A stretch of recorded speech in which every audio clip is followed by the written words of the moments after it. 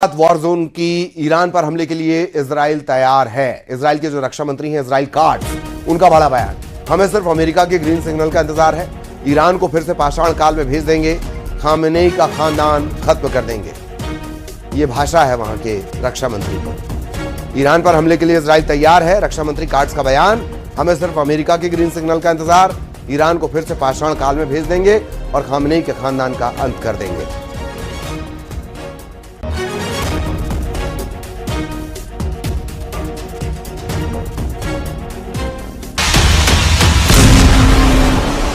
फिर से गूंजेंगी मिसाइल,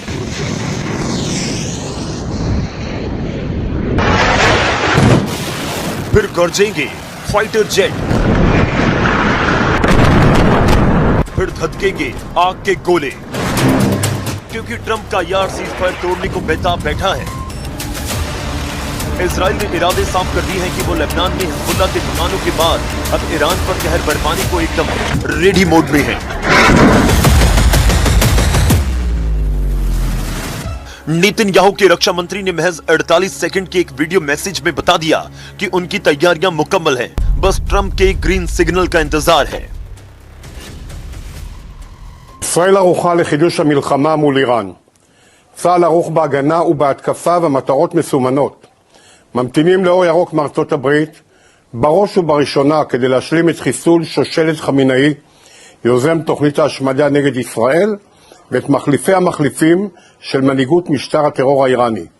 ובנוסף, להחזיר את איראן לעידן החושך והאבן, על ידי פיצוץ מתקני האנרגיה והחשמל המרכזיים, וריסוק התשתיות הלאומיות הכלכליות.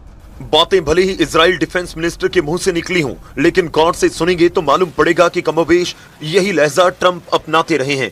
फिर चाहे वो स्टोन एज की बात हो या फिर खामेनेई के खानदान पर वार, सब कुछ हूबहू वही, यानी लगता है कि ये स्क्रिप्ट भी ट्रंप ने तैयार की है।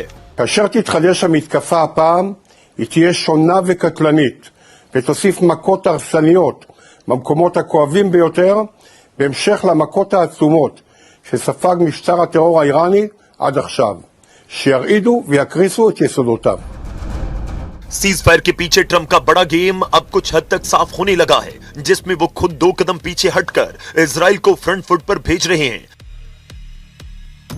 ताकि डायलॉग का ड्रामा भी चलता रहे और अटैक का प्लान भी आसानी से अमल में लाया जा सके।